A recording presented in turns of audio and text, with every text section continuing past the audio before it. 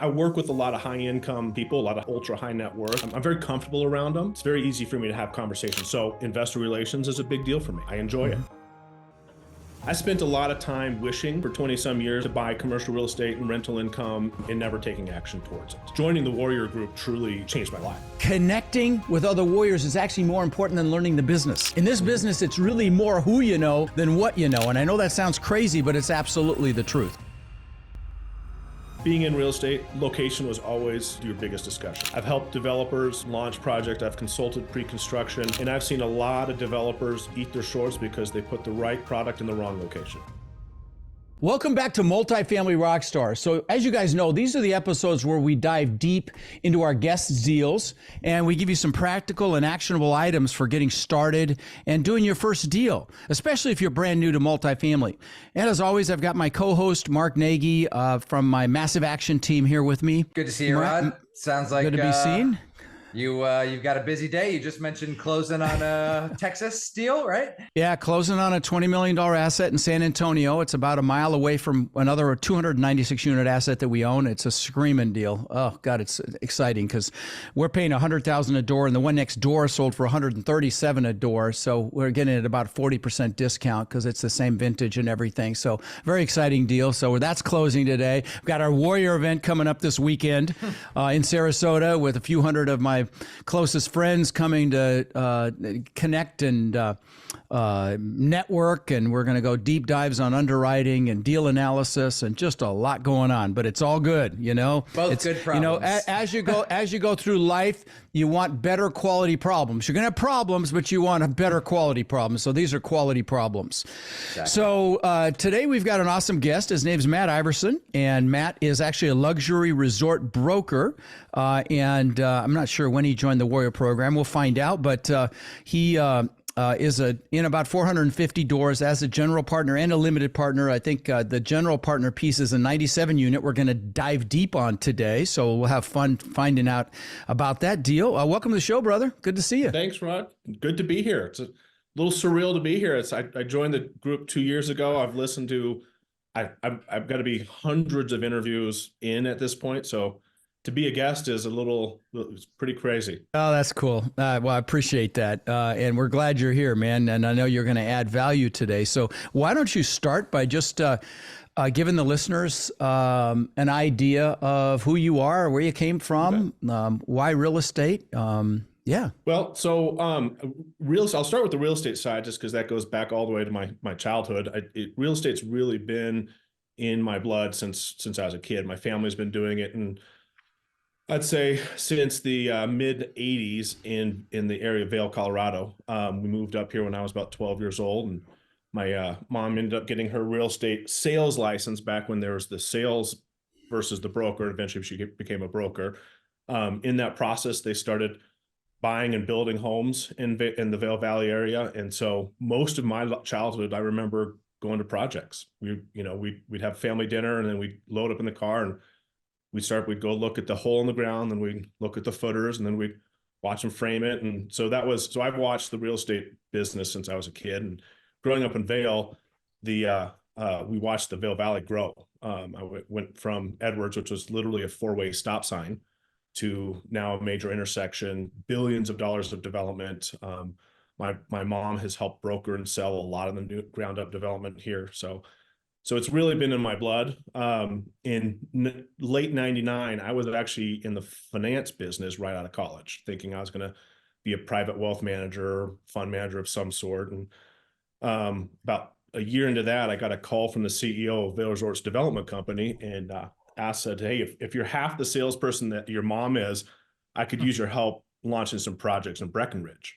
And my mom has been one of the top producing brokers in the nation. She's been ranked in the top 5 by Wall Street Journal.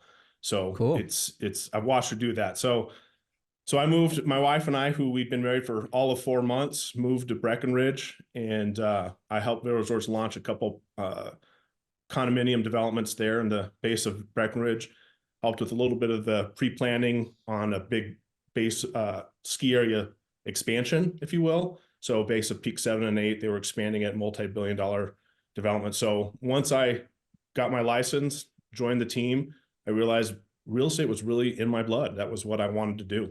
You know, it's funny. I love Vail. I've got so many great memories. I usually go there in the summer, though, you know, and I taking a gondola, renting bikes, taking them up to the top of Vail Pass, riding the bikes down. I remember riding down this trail and running right into two deer right in front of us. It was really cool. And then I took the wrong turn and we ended up going in a real sketchy part of the mountain going down. But and I'm just triggering some memories. I remember there was a kind of like a hot dog place that sold veal hot dogs. Man, they were good. You know what I'm talking Swiss about? dog. Oh yeah, that was it. Swiss dog. Oh my God, they were fantastic. This is bringing back memories. And you know, you talked about your mom starting as a salesperson, then becoming a broker. I was actually a broker in Colorado when I was 18. So this is 1978. And I was able to do it all through education. Because back then you could become a broker with education. Now they got smart. You need some freaking experience, which I'm sure your mom experienced. She had to have some experience. So that's kind of cool. And, you know, you've triggered a lot of memories for me. You mentioned Vail Resorts. My best friend does a lot of their rehabs in their hotel or hotels up in that area. And they're the largest up there. But he does their refurbishments, carpet, and all that stuff. Anyway, I digress. I probably know him. But yeah, maybe. His name's Pete Austin. He's a really good friend. He's like my best friend, hospitality pro. But give him a shout out. He's literally my best friend. So anyway, you know, we have a lot of aspiring real estate investors on this show, people that know they want to go do something. Who do you think as our avatar, what avatar do you think would relate the most to you and who you are? Because we get all types, you know, and so how answer that in any way you like. Yeah, well, I think that would actually probably bring me to the story of kind of how I joined the Warrior Group. Because that ties into who my avatar is, because it's exactly why I ended up joining. So I've spent 23 years in the luxury real estate sales, very transactional. My wife and I have bought and flipped multiple homes. Everything was equity based. So we just kind of put the money in, sold it a few days, took the money out, not a lot of passive cash flow. So in 2020, in March 2020, before the lockdown, when they just started locking down, I thought we were going out of business, and it was quite the opposite. We ended up absolutely exploding like most brokers did. And I ended up writing a pretty large tax check that year. And so I was talking to my accountant. I was like, I got to figure something out on how to start reducing my tax bill while I'm doing this. And he said, you know, Matt, you're really good at selling real estate. You need to start investing in it. And so I started whining about it to my wife. And I'll never, I can tell you exactly where I was. I was driving on the highway from Moab. We were coming home from Arizona on a road trip with the girls. We had just come through Moab, about to get onto I-70 back to Colorado. And I was whining about, you know, I'm tired and, you know, big tax check. And I wish I had bought some commercial real estate. I wish I was an investor for the last 20 years. And my wife, in all of her wisdom, kind of looks at me and nicely says, she goes, you know what, honey, I've been listening to you talk about this for 20 plus years.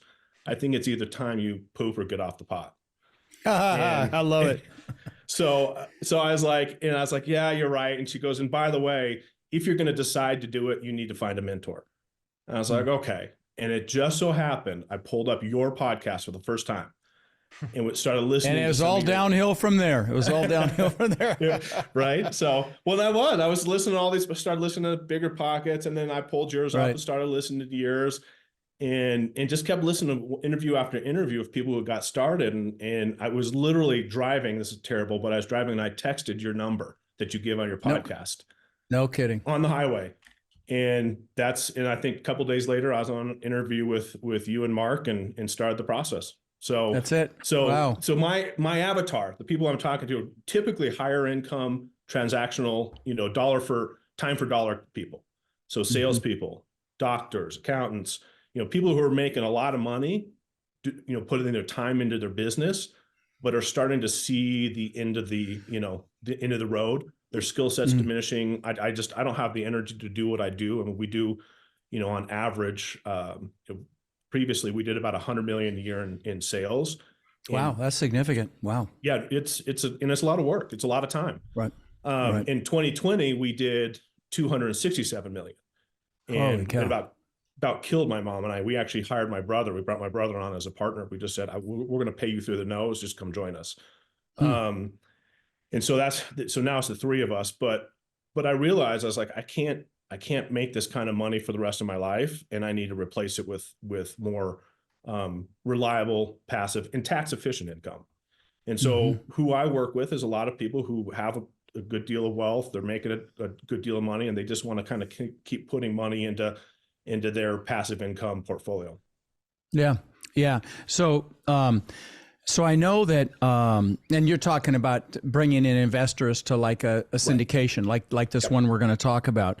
Okay. So Matt, having experience in the real estate industry, obviously, and I know you necessarily didn't work on multifamily, but what are some of your superpowers and skill sets that maybe other high income earners or salespeople or other people relating to that can maybe think, oh, I can take that skill set and then bring that into multifamily? How did you do that? Yeah. So, I mean, my skill set, my biggest skill set is I'm a sales person.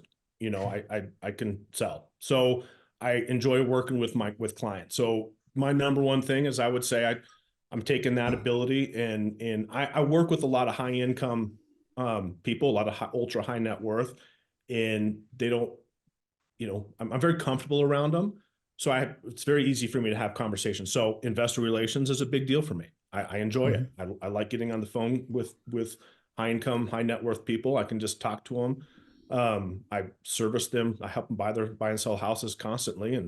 And so I've had a lot of windshield time with great people, and I've learned to talk to them very comfortably as normal everyday people. So I do like investor relations. Having transacted, you know, thousands and thousands of real estate properties, doing due diligence, looking for opportunities, seeing issues is really second nature. I mean, I can walk a property. I can look at, I was looking at a deal the other day, and just the photos alone, I picked out about 6 construction issues. I was like, you know, just little tiny sidings falling off in that picture, the sidings warping this picture, you know, and it was in Ohio. I'm in Colorado. And I was just looking at pictures of the deal in Ohio, and I was like, oh, there's some deferred maintenance on that just from the pictures. So yeah, so I've done a lot of due diligence on properties. My wife and I have remodeled, you know, half a dozen properties and flipped them. And so working with contractors, and you know, these are all very easy for me to do. And of course, capital raising. I mean, you have no problem asking for money. You're used to dealing with high net worth people buying, you know, a second home in Vail, right, or Beaver Creek, or wherever up there. So, you know, that makes, you know, talking to people that have money, and see, a lot of people hang up on this. And I'm going to be talking about this at the Warrior event this weekend in raising capital. A lot of people have this block, but it's just having a friendly conversation and showing them that you're passionate about it, you believe in it, you know, you believe in the deal, you believe in the area. And just communicating that. It's just, you know, communicating. A lot of introverted people really struggle with that, but well, there's no question that's your superpower. I mean, just listening to you talk for a few minutes, I mean, hello. So, you know, what is an action item that we could dive deep on today let's say that might benefit a listener, a new, you know, a budding entrepreneur, a budding investor? What's an action item? Let's pick something that we can dive deeper on. Yeah, well, I think it goes back to the conversation with my wife. You know, either do it or don't, but make a decision one way or the other. And so I would I spent a lot of time wishing for 20 some years, wanting to buy commercial real estate and rental income, and never taking action towards it. You know, maybe it was a belief system, maybe it was a mindset, and Rod, your group does a phenomenal job of dealing with mindset. I mean, joining the Warrior group truly changed my life. I mean, it changed the trajectory of everything I'm doing. And your training and all the warriors I get to connect with are phenomenal. I mean, it's truly changed my life. So I would say your number one thing is action. And I found in my journey, actions subsides fear. If you keep taking action, fear starts reducing. But if you don't take action, fear takes hold. So that was what I did. I took action. I joined the group and just started plugging away. Love it. You know, what's interesting is what you just said. You've got to make a decision. It starts with a decision. And it doesn't mean you dip your freaking toe in the water. It doesn't mean 1 foot in, 1 foot out. It is done. You're doing it, whatever it is. You decide. You know, Latin root for the word decision means to cut off. If you're going to, a great analogy would be if you're going to attack the island, you burn your ships because you're taking their damn ships home. That's a decision. And then you said, you know, massive freaking action. You got to take action. And you know, you talked about action and its relationship to fear, you know, or stress, which is just the achiever's word for fear. You know, anytime I'm stressed or fearful, you know, I don't care if it's midnight, I'll get my ass up and I'll do something because that mitigates it. Any action at all will mitigate it. So that's really helpful. And so the next question really is, let's talk about that 97 unit. I know you took down a deal. I assume you syndicated it. You know, let's drill down on it, brother. Yeah. Tell us the story, because I think you've got we've talked about networking, and speaking of our networking event, you know, we always say, hey, you never know who you're going to do your first deal with. You have I think, an interesting story about how you came across this deal. Tell us about how you found it. Yeah, that it is interesting. And networking, and I'd say action and networking are your two biggest things. And if you're going to do this, you just, you know, and the Warrior program actually accomplishes both of them for you. So let me interject something before you answer. Let me interject something. You know, what's interesting, when I get a new Warrior, I tell them, because we discovered, I don't know, about 4.5 years ago, that our most successful Warriors by far are the ones that are the most connected in the Warrior community. So we started doing all these things to connect them, like the Warrior event this weekend. We didn't start doing those. We just started those the last couple of years, and other things that we do to connect people.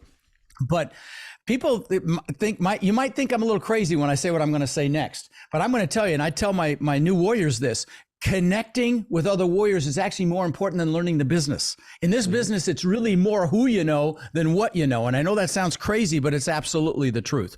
So anyway, sorry to interrupt. Please continue. No.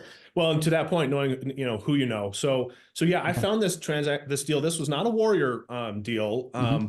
But I got this. It's a deal that was run by Endurus Capital. Todd Dexheimer, I think you've had him on your show. Yeah. And so his partner, Drew Whitson, is the finance professor at Bethel University in St. Paul. My nephew was a student of his. And so he was in one of his classes, and my nephew was talking to Drew at the end of class and said, hey, my uncle's doing, you know, this, and I've been watching his stuff. I've been talking to my nephew about it. And he goes, oh, well, what's your uncle's name? And can I reach out to him? And so Drew actually reached out to me. I had a couple of phone calls with their team. We got on a couple Zoom calls with them. And he just said, hey, we just so happen to be about a month away from closing on a deal in Columbus, Ohio.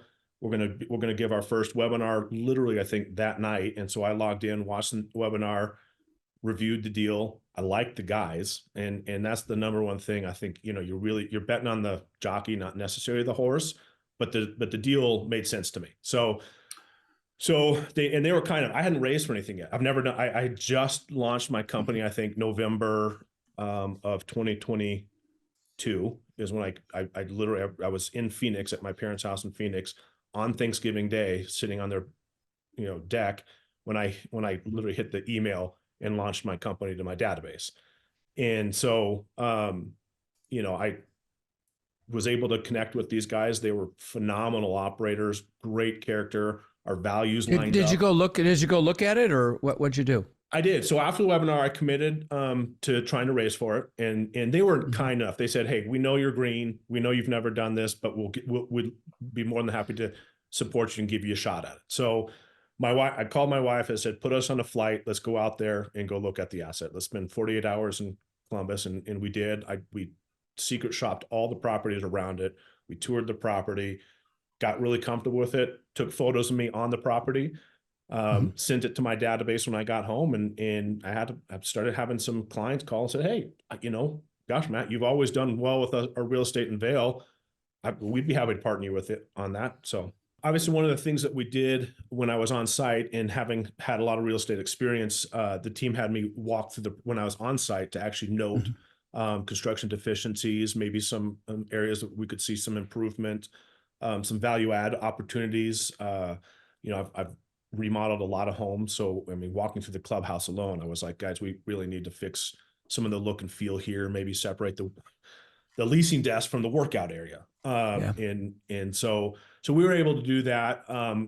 While I was on site, I actually got to interview a couple tenants and just kind of take some notes for the team just to see what the tenant feedback was. My wife and I pretended like we were about to lease and asked them what they liked about it, what they didn't like about it.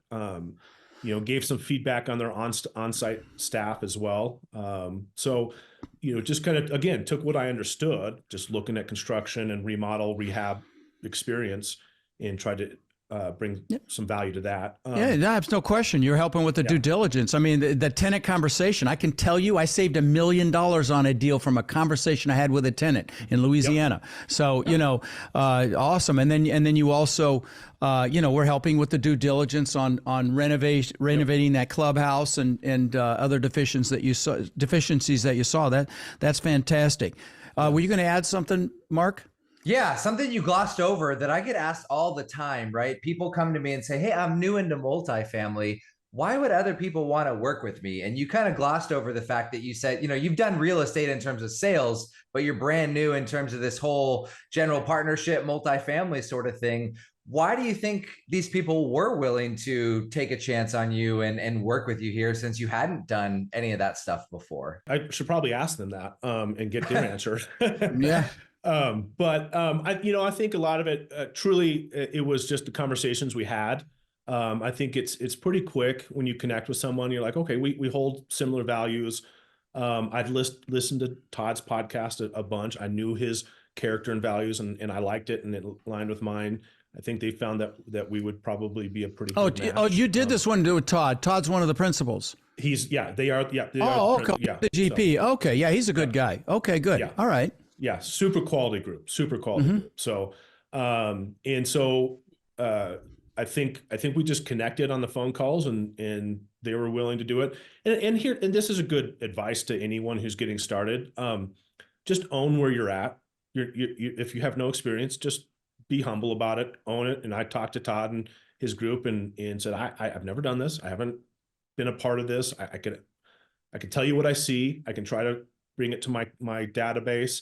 But I'm new, and they were like, that's all we care about, that you're honest where you're at, you own it, and let's just go from there. In additional answer to Mark's question, you've built a relationship with these people. They see that you have integrity. They see you do what you say you're going to do. And then when you align on your values as well, it's pretty much a no-brainer. People, again, you said the same thing about, aligning with those guys that you met through the professor.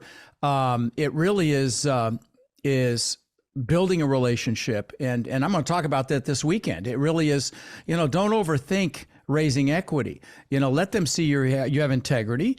And if you don't understand the numbers, bring in somebody that does, but you've got to, you are going to do finance. So you obviously know how to do the numbers, and you've had, the benefit of our training as well. So talk about the underwriting on this thing.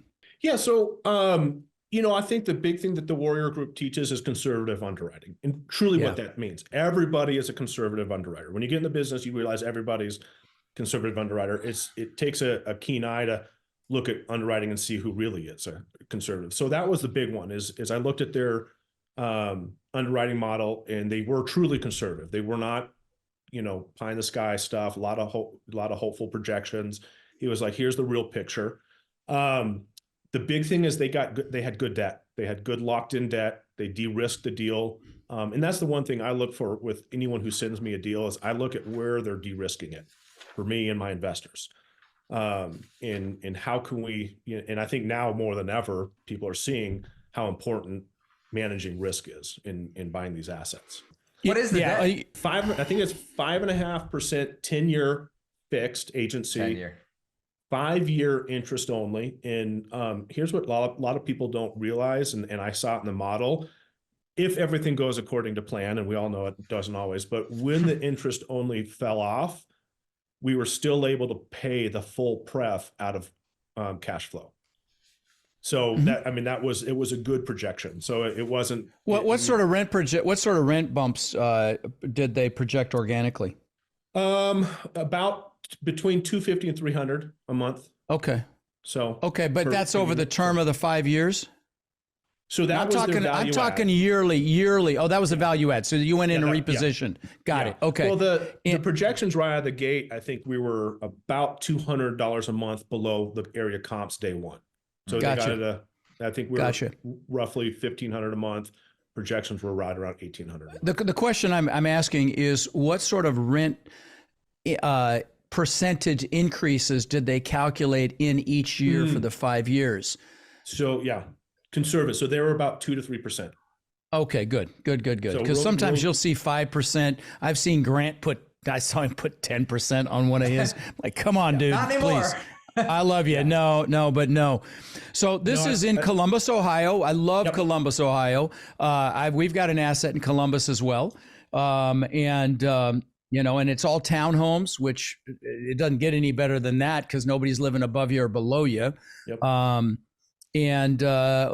Let's see, what else can you talk about the asset itself? What did you like about the asset itself? I think being in real estate, location was always your biggest discussion. I mean, I've helped developers launch projects. I've consulted pre-construction, and I've seen a lot of developers eat their shorts because they put the right product in the wrong location. And so that's a skill set I do have. I'm a big location person. So when we flew out to look at it, it was almost instant. We knew it was right. I had 2 Starbucks. Why? I'm going to stop. Okay, there you go. Keep going. Sorry, I interrupted. Keep going. Nope, that's All fine. right. So I had 2 Starbucks within 3 blocks of it. I had a Culver's Burger. I had a brand new Taco Bell, KFC. There was a Sam's Club, 3 brand new hotels, and a major highway exchange within a quarter of a mile of the property. And that highway exchange, by the way, fed straight into all the employment centers. And by the way, just real quick to add on that, for people that are listening that don't know why do they care, there's a Starbucks there that maybe don't know that. When these huge corporations decide to put these restaurants or Starbucks or whatever in these locations, they typically do their homework on population, job growth, all these sorts of things. And so those are signs that that's a good area that people are moving to. And I just wanted to mention that because you talked about that. And some people may not know, oh, why does it matter there's a burger place nearby? Why does it matter there's a Starbucks? So I wanted to mention that.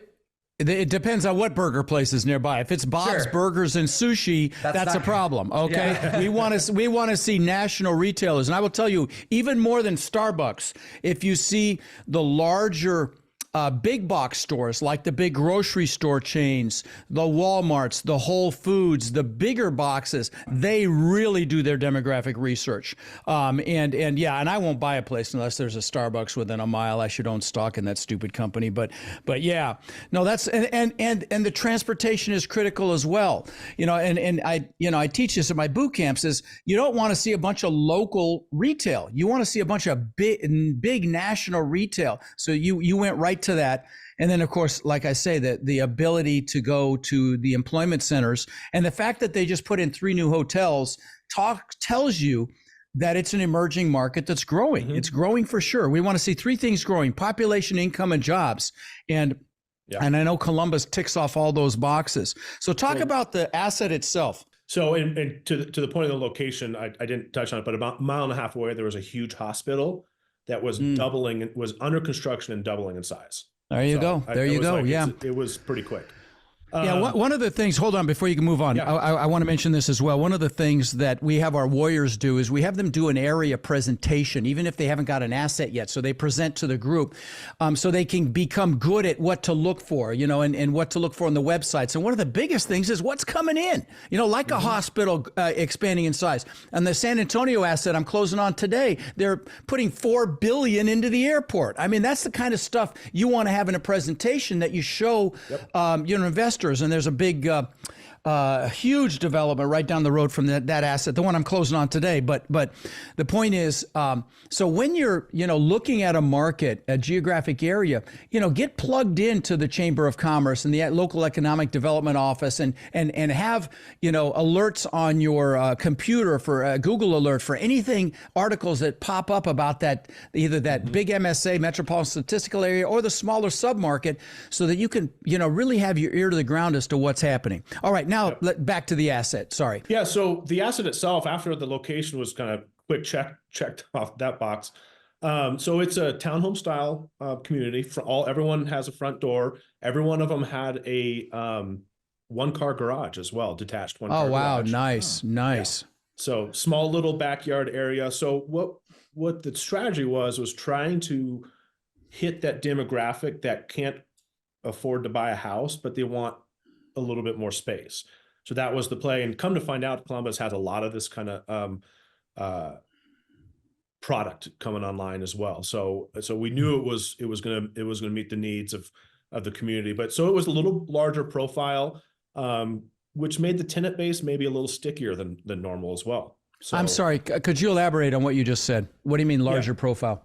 So the units are a little bit larger. So they're Oh, good. Okay, gotcha. bedroom. Okay. Sometimes some of them had a lower level basement that could be almost like a third sleeping nice. area. So it's going to young families who are raising kids, things like that. So again, we've figured it's probably got a little stickier tenant base.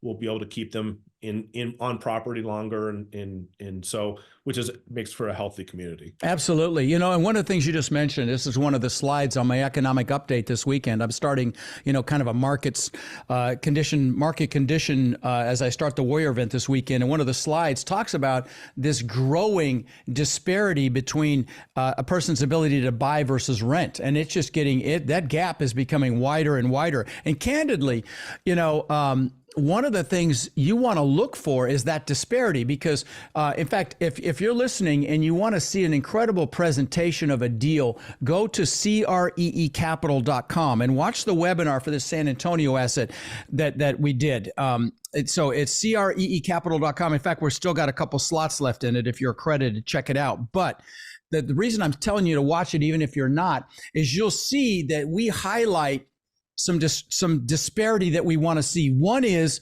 rent versus buy, because if you can buy a place and what we look at there is we look at two things. We look at what we're paying per unit versus the median home price, and if they're close together, they're going to buy instead of rent, right? So that's one thing. The second thing is we look at the median income to make sure we can that people can make 3 times what our ultimate rent is going to be. Okay, so those are two things that we highlight. But anyway, you can go to creecapital.com and watch that webinar. It'll really give you an education on what we look for in a deal and in a market.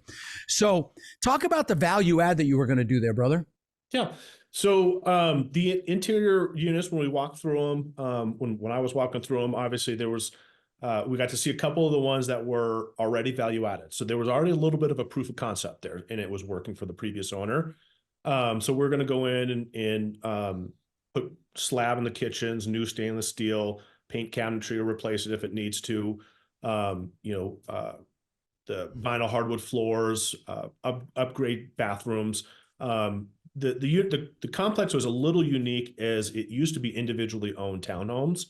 The previous owner actually started buying them back up and packaged them back together. And so in that actually, as one of the GPs, I'm now a member of the HOA board as well, because we had to form an HOA around it once we had all the assets under ownership. And so a lot of the units were in various stages of rehab. We just had an asset management meeting on it actually this morning, and we're going to actually pull back on the value add because we realized just by replacing appliances where they needed to, replacing some vinyl hardwood floors and painting, we're still getting the rent bump we needed. Yep. You don't want to overspend. That's a common thing where you overspend. Yeah, we teach that in the Warrior program. By the way, if you're interested in applying to the Warrior program, text the word CRUSH to 72345 and then we'll have a call. Again, you text CRUSH so we can help you crush it in this business, and to 72345. Yeah. So project us out to the future here, Matt. You've done that deal. I know we always talk about the great thing about bigger multifamily is one deal can certainly change your life. But project us out for what you feel your version of financial freedom is going to look like here moving forward, and how you plan on getting there. Yeah. So my brand, by the way, instead of passive income, I've rebranded it to freedom income. Because for me, I like working on the assets, so I'm not looking to retire on a beach and sip Mai Tais. I'll do that from time to time, but I still like, I love real estate. I love being on site. I love managing properties. I love visioning them out. So I think the long-term kind of what they call the BHAG goal is probably right around 7,500 units. I want to kind of get to a critical mass that my kids will eventually take over. I want to pass it on to them. I want to be as direct owner of these assets as possible. I'm working on, my role right now, but eventually I just want to be as close to the ownership and management of them day to day as I can. I'd say in the next 2 years, because I think the next 24 months are a buying opportunity like we've never going to see, and I think it's only just getting started. Yep. I'd like to get about 2,500 units under ownership, where I'm either a higher or lead GP on them. Yeah, love it, Wow. love it, love it, love it. So listen, last question. If anyone has questions about this business or about the Warrior program or just wants to reach out to you, are you okay with releasing an email or something they can reach you? 100%. I love talking to people. I really do. Okay. I love coaching and helping. I'll tell you what I know so far, and I'd love to talk to people. I'm looking for, my goal is to partner with, maybe half a dozen to a dozen GPs, and just kind of rinse and repeat with a group of people that I have a strong relationship with. What's your email, brother? Or how do you want them to reach you? Yeah, you can. Email is always great. It's matt@veritasequity.net. And spell that out. VER. Yeah. Oh, spell that out. Yeah. Veritas Equity is VERITAS equity.net. So love it. Love it.